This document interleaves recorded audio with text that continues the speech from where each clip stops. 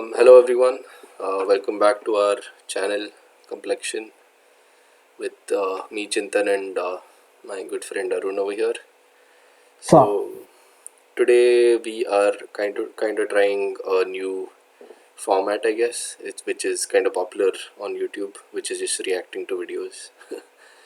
And we are kind of testing our setup and everything, OBS, mics, just trying to get better at things, I guess. And Arun kind of chose this video. Seems like a very interesting video about Isaac Asimov. You guys might have heard of him. I think Arun knows a little better about him. A little better, not too much. He's an author. He's written dozens, if not tens of hundreds of books.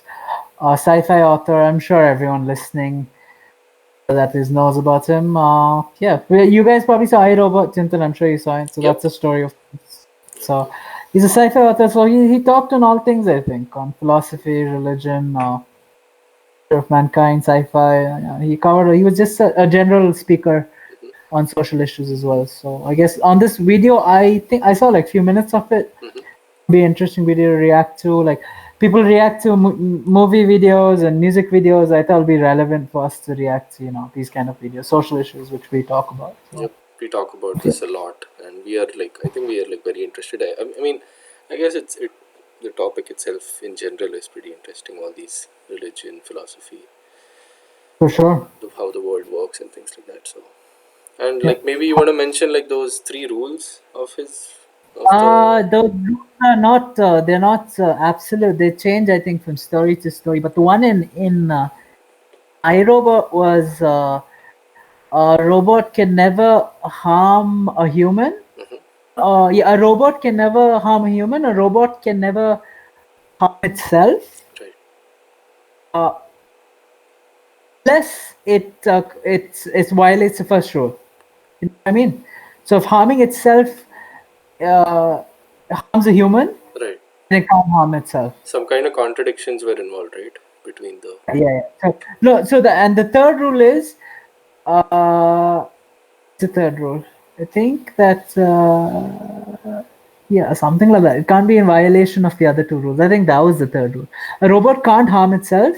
A robot can't harm a human. And the third rule is, if one is in the violation of the other, which is rule 2 is in violation of 1, and you should it's void. Only rule 2. So basically, a robot with that clause, a robot might sacrifice its own health for the health of a human.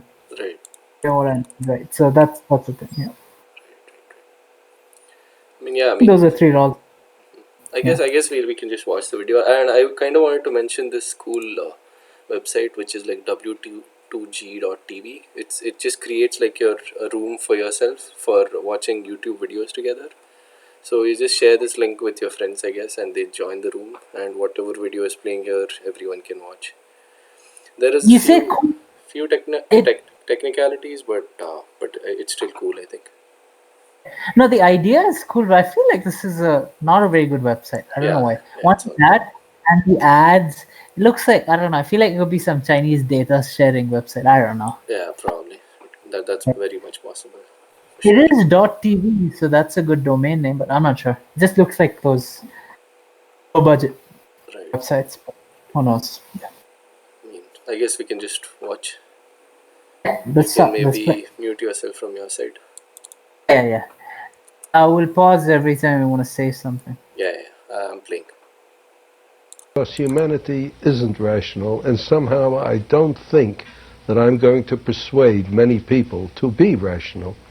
For instance, right now, once again, they're talking about there being a wave of mysticism that's taking over in the United States. More and more people are interested in astrology. Just 1 minute. I want to see what year this is from. 1988. Yeah. Whoa, okay.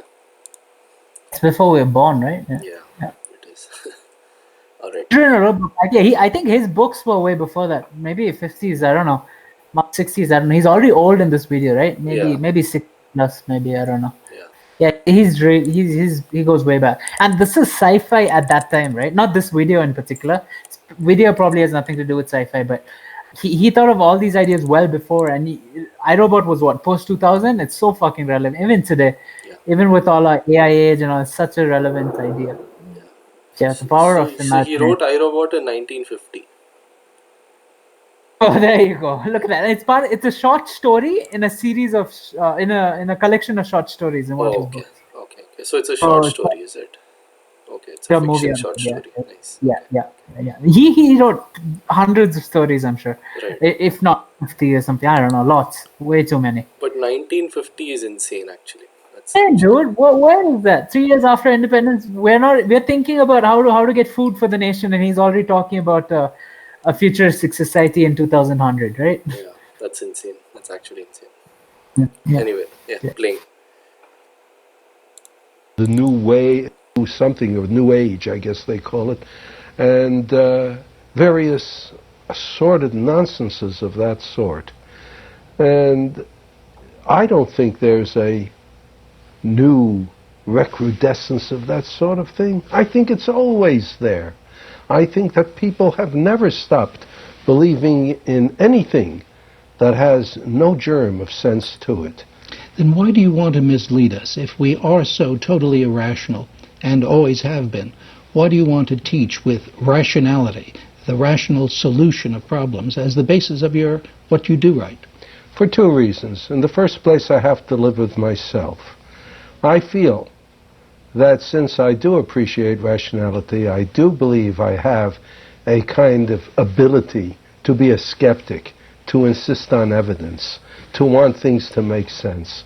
I have the duty to say so, just as some people feel that they have the call to spread God's word.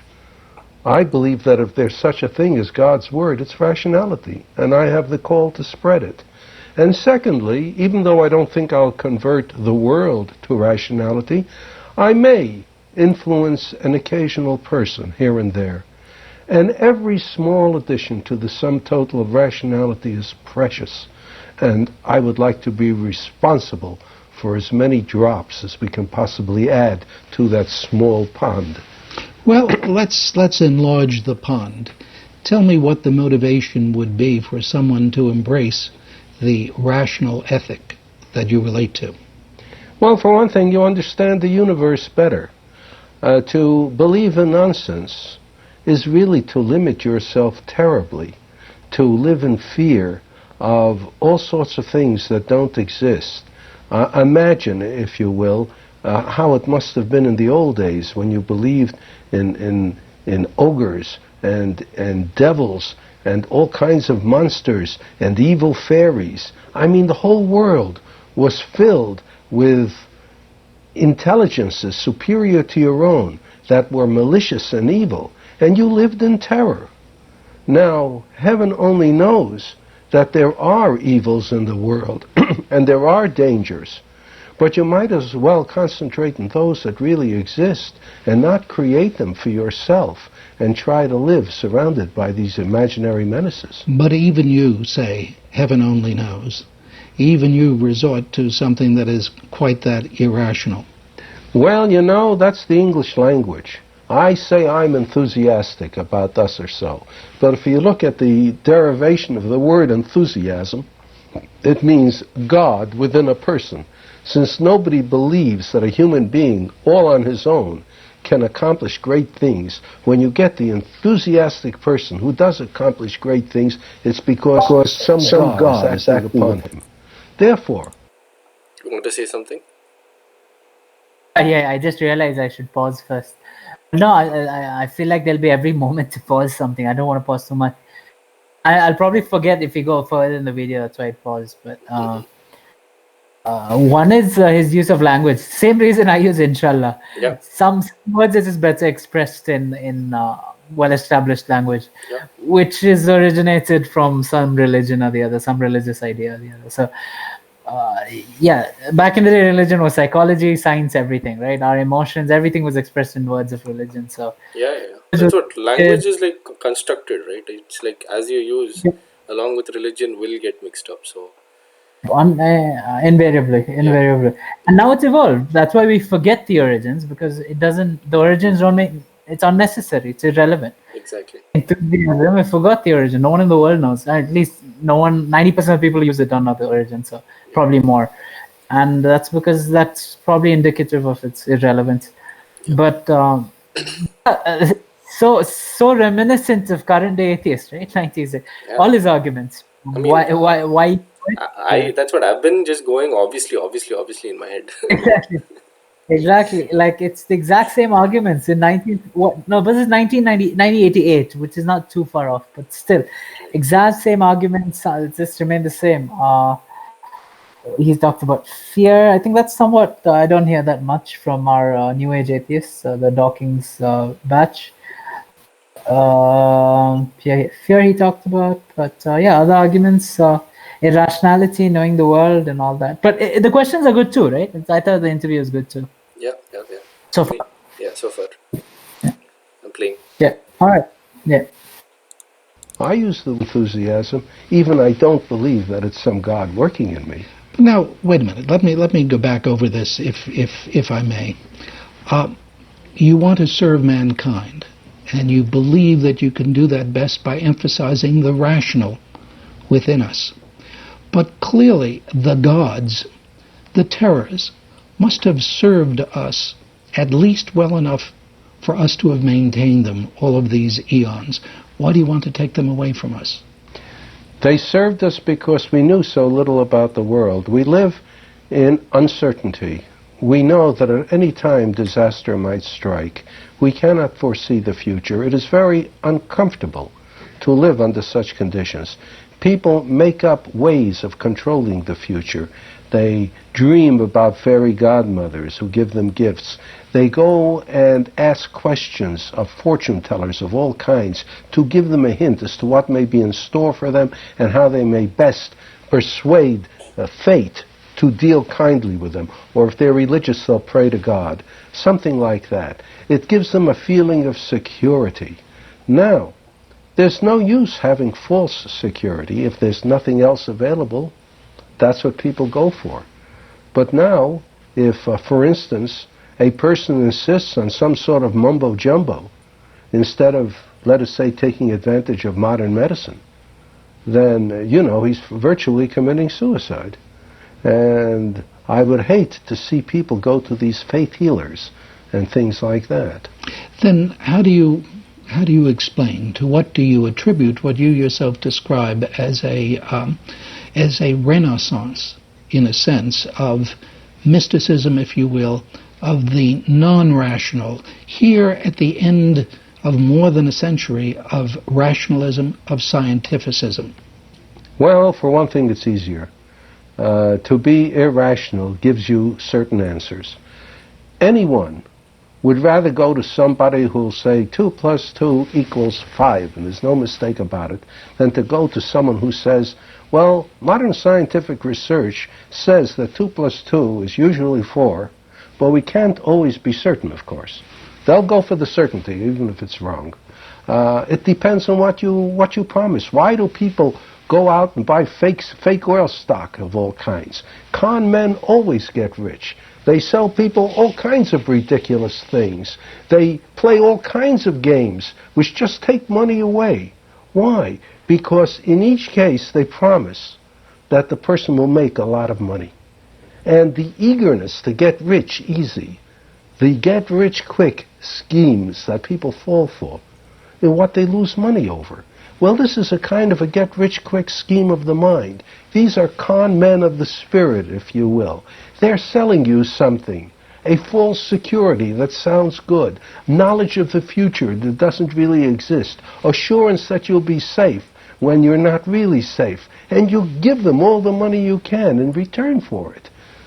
Same thing like betting which pea is under which shell. You say same thing as the old con man's device, and yet. Yo. So, 2 questions, right? One is the utility of religion in the past that served so well, and why do we need? Why get rid of it, right? I think you like that a lot, right? Because you believe. Yeah, it's relevant, right? And the second is a resurgence of religious ideology, right? First, without getting too into the question for now, it's how is it so different? Not so similar to what's happening today. It's not at all different. Yeah. The same arguments, the same situation, same resurgence. This is see now. This is the idea. I don't know. My first thought when things like this, it's the whole cyclical thing, right? Yep. And then the whole idea of cyclical is not scientifically proven, right? But it's religiously, it's an idea that's accepted. Yep. There might be a scientific proof for it, but it's cyclical. You get it's repetition of the same idea, same problem, same thing. That argument, even This is like research. just rational thinking, I think, and now it's all like the difference between today and at that time is that there is internet today, and because of internet, all kinds of there is the numbers are much larger. There's like all kinds of different voices and different kinds of opinions, and I don't know. I feel like this is just rational thinking. What he's saying, I don't know if it's cyclical. Well, let me elaborate what I'm trying to say, because the questioner asked, like, why is there a resurgence of the religious thing? It's exactly you watch any news channel today. That's the same thing. That's the whole idea of the rise of the right wing, Okay. death of liberalism, right? Right. The exact problem he's saying it's happening in 1988, according to the commentator. I'm sure before that problem was there. It's not a new thing, right? It was Right. probably the 20 years every year. It just changes. At one time rationalism's dominating, and another time your right-wing conservatives are dominating. Right. I don't know. That's the nature of it. That was kind of. I said this part before also, I think, and that was. Anyways, that's the outset. Specifically to the question is, yeah, I guess my opinion of religion is not what most people's opinion of religion are. I should rephrase that. I should be more specific. My opinion of religion is not what most religionists have opinion of religion. You know what I mean? Yeah, I know your opinion. So So specifically what I'm trying to say is I'm fine with living with religion being possibly correct. I don't rule it out, but I leave for the possibility of it being wrong. The same way Isaac Asimov was talking about religion, science, or the same way any kind of rationalist or current day atheist would talk about science. There's a degree of uncertainty, right? yeah. I feel that with religion too. I still think that they could have a case where the uncertain cases where we have no answers from science. I think it's not completely stupid to follow an old religious practice. Not completely irrational, because if it lasted so long, they might be. I think that's a good heuristic. I use that word a lot, Chintan will know, but it's a good heuristic to use those systems for things you're uncertain of. I'll give you a good example. I think a very good analogy. I think about every single day is cooking. I don't know what's healthy. I don't know why I put the certain set of ingredients. I don't know what taste difference happens if I take off one ingredient, put another ingredient. I'm following my mom's recipe, who got it from her mom, who got it from some cousins, who got it from the rest of the country. I don't know what this thing is, but I'm following the systems. I could now use nutritional data and all that, and figure out what's the best, optimal, tasty, unhealthy. I don't know. So that's how I look at these kind of older rituals, right? Yeah, what you're saying is if we just abolish religion suddenly, like world won't really function because Because we don't know enough. Yeah. Yeah. No, lots of the functioning is based like around religion, and people just have this I don't know, like some kind of a mental need of it, which won't, which I guess without it the world won't really go forward that easily. Or we don't know. There's a lot of uncertainty. Right. That's the key thing. Might not go, and it's risky. It's so stable now compared to the possibilities of violence, or even compared to the past. The other side argument is it just gets better. That's it. Without. It's a risk, no, but it's like the risk of innovation. Yep, Any new technology, you try 100 new things, 100 of them fail. You only get that one startup. For sure. Now with businesses, it's fine because the consequences aren't as catastrophic as something as large and influential as religion. That's the issue. And one more thing I was thinking of, I think the thought slipped my mind. But yeah, basically, yeah, I think I said summarize what I was trying to say. Is we don't know the implications of what religion are, or things which science can't explain. I'm not saying religion can explain it, and that's usually it sounds like the defense every theist uses, but uh, I would go with the system which has been used over years. I think that's a good heuristic. Right. I'm going to bring back the same cooking analogy. You could come and tell me science, this thing, discovery, this thing, and all that. I won't be too quick to change. I'll be a little hesitant to change my food habits. And I think that's true in many cases because even there's so much uncertainty in a field like science, in the field like food, nutrition, not science. I meant nutrition specifically and that kind of thing. Like there's this whole thing. My parents, we come from Kerala, right? My native, and coconut oil is a big thing in our cuisine. And they keep saying throughout their childhood, they've been telling people have been telling them it's bad and all from the Western FCC or whatever they call it. They are food organization, nutrition organizations, and there's a huge movement against it. And now as they get old, they feel like they have this anger towards that ideology, and they're saying because the same movement from the West is saying that coconut oil is very healthy for you and it's a super oil and it has good fats and all those things. Yep. Now they feel cheated, it was deceptive. Yep. So stuff like that, and Just so like that just like about masks in the US. right. Oh, right. They kept flip-flopping, right? Yeah. First it's good, then it's bad, then it's good. Yeah. So there should be some kind of resistance to change, I believe. I guess, like again, the same. When you get too dogmatic about anything, I think it's detrimental to society. It's dangerous, but you should always be a little reluctant because there's more damage going to be caused with any kind of innovation.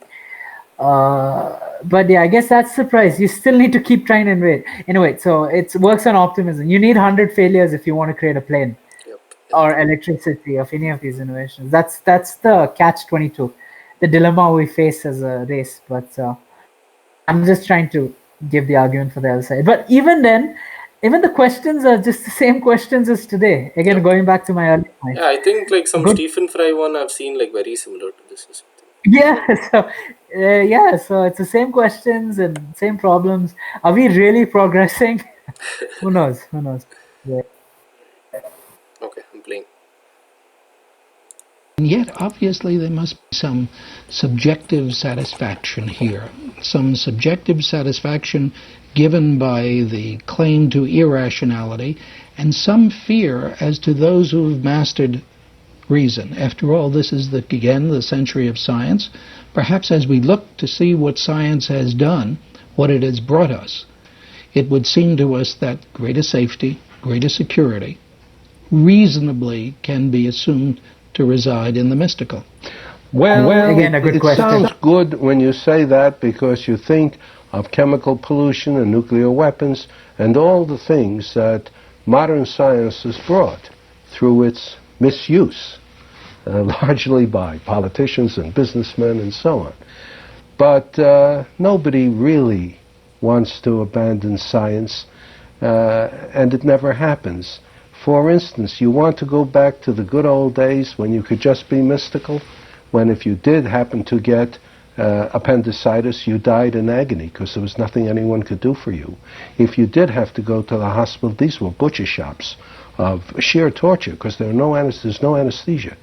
There are a million things that people won't abandon. People complain all the time about modern life, about what has science done for us. Try to take away their automobiles and television sets.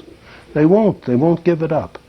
So that while it's fashionable to say that it is better to do as the older generations did, no one really wants to do it. You show me a person who longs for the simple life, and I'll show you someone who's living in a penthouse in Manhattan. Well, those people you were referring to before, those who are embracing a kind of mysticism, most of them don't live in penthouses in Manhattan. Most of them do feel that the modern world is too damn puzzling and that they want to return to simpler, though in a sense, as you suggest, more mystical elements. Oh, well, now let's distinguish. There are people who live, shall we say, simple lives, who are not sophisticated, who are not extremely educated, who are clinging to the faiths of their fathers. That's one thing. That's one thing. They get a lot of satisfaction out of it. But there are also people of the Shirley MacLaine type who've got everything they want and who still fool around with mysticism. Not because they want a simple life, but simply because they want some kind of security that they can't find, some assurance that something they haven't got, they can get on the cheap.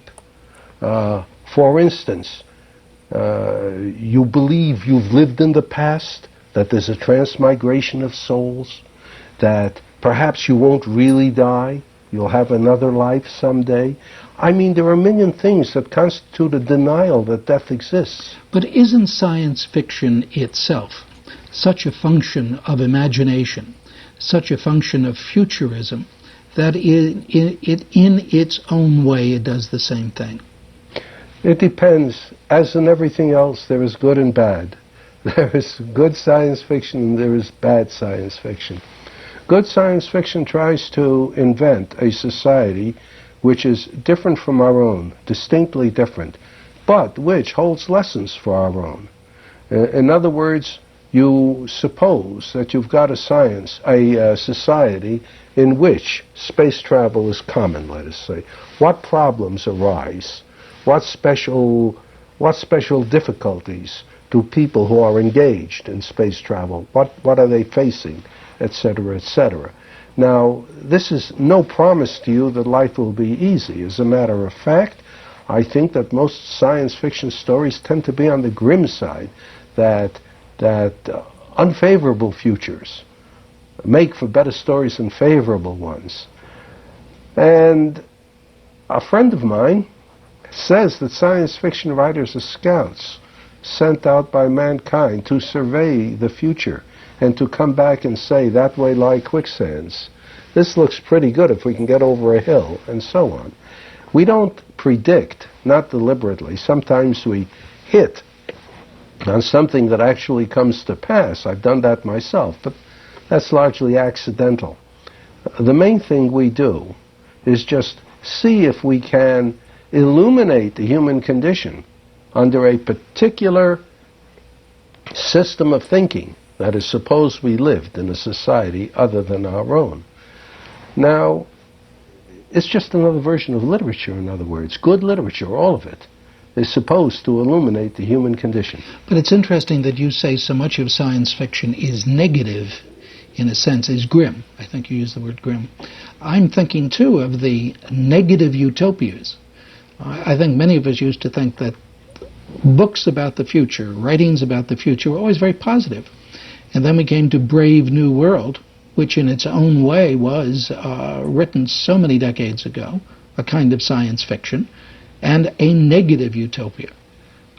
Brave New World, 1984, and a great number of them. Well, this happens all the time for a simple reason, that it makes for better drama.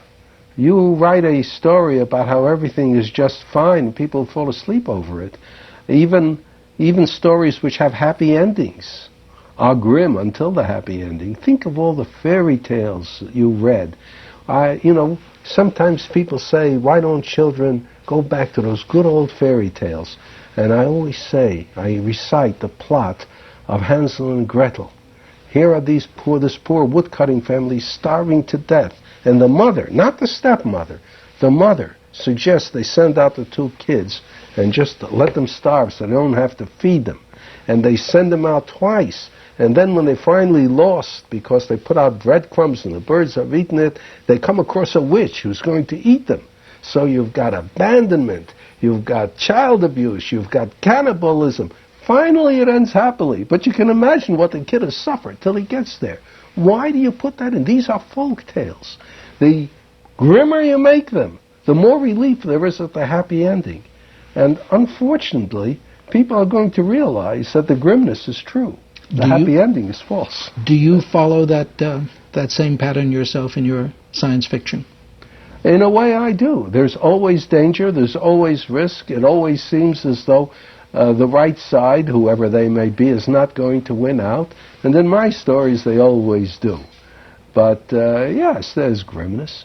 Whatever happened to Edward Bellamy's approach of looking backward, in which one could think of a very positive utopia?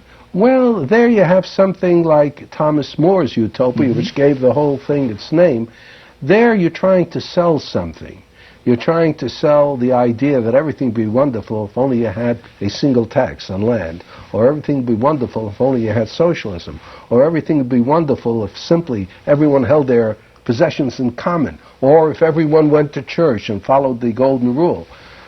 So naturally, you're presenting a wonderful world, but much more common and much more effective are the ones that show what not to do, like in Gulliver's Travels, when you have the world of little people who mirror all the follies and corruption of 18th century England, and you laugh at it because these are little 6-inch people who are doing all this, you see? And you don't stop to think that what the author is doing is to deliberately mimic English society and get you to laugh at him because you think it's science fiction. Do you have a political agenda, if I may call it that? Or to what extent do you have a political agenda? I think that may be a better question. Well, let's put it this way. I am firmly convinced that the problems we face, all the problems humanity faces now, are global in nature. In other words, if the ozone layer is disappearing, it's disappearing for everybody, not just for Americans or just for Egyptians. If we're dealing with overpopulation, the effect on the earth is universal. With pollution, there's only one ocean, one atmosphere, and we're polluting it for all of us, whoever pollutes it. And there's no way in which we're ever going to solve these problems all by ourselves. No nation can do it by itself. The only way a sensible attack on these problems can be made is by international cooperation, a global effort. So I'm all for international cooperation. I'm against not only war, but I'm against the fact that the world spends $500 billion every year just preparing for wars which they don't dare fight. And that $500 billion that goes into weapons of war, into standing armies, into all kinds of chazarai, can't be used for anything else, and isn't. So that we're short on dough for things to combat acid rain, for instance. We can't figure out what to do about a host of problems because we're spending not only all our money, but all our effort and all our emotion on this useless thing of nation versus nation, which maybe destroy us all. Now, when you go through that litany, it comes back again, I must say, to the notion of how in the world do you equate those threats, the things we are doing to ourselves, with this rationality that you assume to prevail in the nature of human nature. Well, what stands in the way of us attacking these things in a global sense?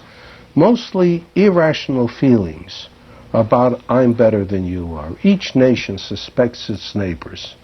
There's a kind of awareness of enormous differences that don't really exist. You know, what is the major difference between the Northern Irish who are Protestant and the Northern Ireland who are Catholic? Protestants and Catholic exist together in all the world. Why can't they exist together in Northern Ireland? What keeps them apart? Keeps them killing each other for decade after decade. What is there about the Israelis and the Palestinians that makes it impossible for them to see each other's point of view? There's a difference in religion, yes, but surely we're past the idea of wars of religion. There is this foolishness, which I can only think of as foolishness, that as the whole world is sliding into the abyss, people are ignoring that fact and fighting with each other. Who cares who's going to win when everyone's going to lose? So that we have irrationality keeping us from really attempting to tackle the problems. You know, as I listen to you, and listen very carefully, I can't help but think of another novelist, another novel. Can't think of that segment in The Brothers of the Grand Inquisitor and the accusation made to the Christ figure that he demanded too much of us, worked on the assumption that we human beings were capable of eschewing miracles, eschewing the search for bread, etc. You want us to do something that it would seem this century has demonstrated we're not capable of doing. We can do it if we really want to, because we have done it in the past and we are in the process of doing it. When the Revolutionary War was over and the United States had won its independence, there were 13 independent states in the nation. Congress was a United Nations at that time. It couldn't pass taxes, couldn't collect money except voluntary contributions, as the United Nations does. It couldn't establish laws. Each state established laws. The nation would certainly have fallen apart into quarreling segments and been destroyed, except that we had the Constitutional Convention in which the states gave up their sovereign power and formed a federal union, which was to have the sovereign power. And it continued, and 80 years later, over the issue of slavery, some states were sorry they'd given up their sovereign power and tried to take it back. Well, if we were to turn to the individuals who pointed the way to us out of that morass, to Jefferson and Madison and Hamilton and Washington and others, do you find their counterpart today?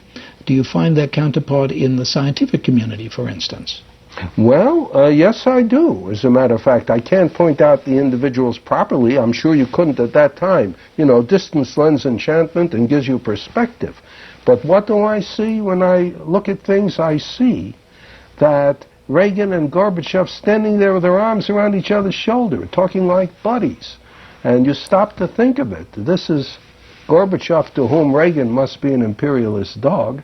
And to Reagan, Gorbachev must be an evil imperialist. And the question is, why are they such friends? And the answer is, they have no choice. And I think throughout, all through the world today, you see cooperation because people have no choice. You see, right now there's going to be an economic summit. Every year the 7 industrial nations meet at an economic summit. What they accomplish, I don't know, but there's the feeling they have to get together and talk. We cooperate with questions of the oceans. We cooperate on weather. It's amazing how much the United States and the Soviet Union, how much information they pass each other on space for their own good. Nobody's doing this for the good of anyone else. They're doing this for their own good. And this is going to increase.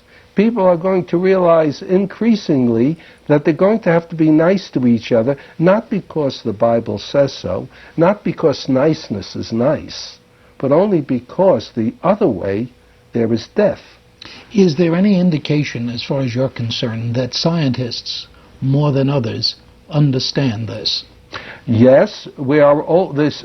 First place, there's only one science. Of all the cultural aspects of humanity, the only one which is not broken up into national or regional splinters is science. Different nations have different languages, they may have different religions, may have different dietaries, may have different holidays, different ways of thinking, but there's only one science. In other words, the laws of nature that are discovered by an Englishman or by a German or by an American work in Nigeria and Indonesia and everywhere else. And when the Chinese or Japanese join in modern science, they do what we do. They do science as we do. There's only one science. It's the only thing that encompasses all of man. That's why there are nuclear weapons in so many different countries, because there is that unity, correct? Well, when the nuclear weapons were invented, there were a group of scientists led by James Frank who formed a group that asked President Truman not to use it, or to use it in an unoccupied area to show it exists, but not to use it on a city. They were outvoted by, admittedly, some other scientists, but also just about unanimously by the military and political leaders of the nation. Now, afterwards, a number of scientists felt extremely guilty about it. Some left nuclear physics and got to work in other fields where they could bear to be with themselves. I never heard of a politician or a military man ever worrying about it in the slightest. So while scientists aren't perfect by any means, I really and seriously believe they are closer to reality and rationality than others are. And it seems to me that that's a perfect place for us to end our program, and for me to thank you, Isaac Asimov, for joining me today with this essentially ending on this note of optimism. Thank you so much. You're welcome. It's just a very modern video, dude. I mean, I guess 30 years isn't that long also. 32 years. It's not. I'm saying the same thing. 88. Our parents, right? It's Yeah, not too exactly. far. Yeah. Well, in fact, it's their generation. They probably got the ideas from here, right? Yeah. Stephen Fry, the Exactly. Richard Dawkins. Exactly. Probably, yeah. Exactly. And Like, yeah, that's what, like, about texts and all also, just people just can't get their heads that like, the religious books can be fiction. Like, it's just that kind of thinking, I guess. That point was brought up, right? everything just gets real confusing for me when we think about the possibility of a virtual world and the Matrix and all that. Then anything's possible, right? Yeah. Because there's way more we don't know than we know, right? So even but I guess it's tangential, but it's very relevant to the argument. You know, this discussion, the purpose of anything in life, and all those things, everything can be questioned. So whenever someone talks about the absolute nature of science and its universality, like he said, Japanese, American, Indian, all of them do science the same way. Mine goes to this anti-realistic view, you know, where you question reality itself. But But you can't really think that way because this is the only way, like, we have right now at least. It's just like how we don't know what happens after death, kind of thing. Like, So yeah. you're saying, So I'm saying yeah, it's because this is the only way. You can't really think in that broader way where you can think that everything is possible, and that's why just we can't really dismiss stuff because of that, right? it's not dismissed, but it should give uncertainty at least. It's the confidence I'm questioning. Just like I question the confidence of certain religious practices, I'm questioning the certainty of science. Right. I mean, it just seems a little extreme, I think. It is. It's extreme, but I can't see the fallacy in my argument. I think it's very sound logically. It's hard to say. It's a difficult way to live your life. I mean, it's the only conclusion is nihilism and seeing no purpose in life and stuff like that. But still logical, I believe. I don't know. It's. I think the same logic he uses to make his conclusion insufficient. He doesn't go far enough, as Michael, because rational logic, reasoning would lead to meaninglessness or whatever word describes that. But yeah, that's always the first thought. But that's just my contrarian view. Always my contrarian instincts kicking up and just trying to argue against everything. Right. Yeah. But yeah, something to think about, I think. But yeah, maybe not for everyone. But yeah, so one thing I want to comment: if cricket is a gentleman's sport because of the commentators, like the other day we were talking, the intellectuals of the time are held to such a high pedestal because of the people who interview them. Right. But I don't think it's the gentleman's sport because of that, though. I mean, I'm not saying. I'm just repeating the thought we had the other day. oh, okay. I mean, it is a contributor in the current game for sure. Contributor. Yeah. A huge contributor, whether it's Harsha Bogle, Jeffrey Boycott, you name it, whoever the ones you listen to, Jim. Yeah. Well, if they're big contributors to it being a gentleman's sport, then the interviewers are big contributors to these guys coming off as such prestigious intellectuals. Because, man, when can we see such a manner, such a demeanor in today's discussions of such a topic? You know, even though it's somewhat confrontational, right? He was questioning. he came in with a nuclear question in the end, and I was ironically asking, well, he was questioning the unity claims that Isaac was making, and Right. every question, it was very reasonable questions. He didn't interrupt and speak. Where are you gonna find such manners in today's? Very, very rare, very rare. Yeah. I noticed this with other things, other people also. I watched these videos of Milton Friedman, Hayek, and other old intellectuals, and I always noticed the interviewers are a different breed back in the day. Right. Maybe they'll come back. Maybe they'll come back. Maybe they already exist in some parts of. I guess Joe Rogan is. I guess example, but yeah. Oh, so interesting video, right? Yeah, I thought it was really interesting. I mean, like the topics are all weren't very surprising, the arguments to us, but pretty cool for the It's not. time, Yeah.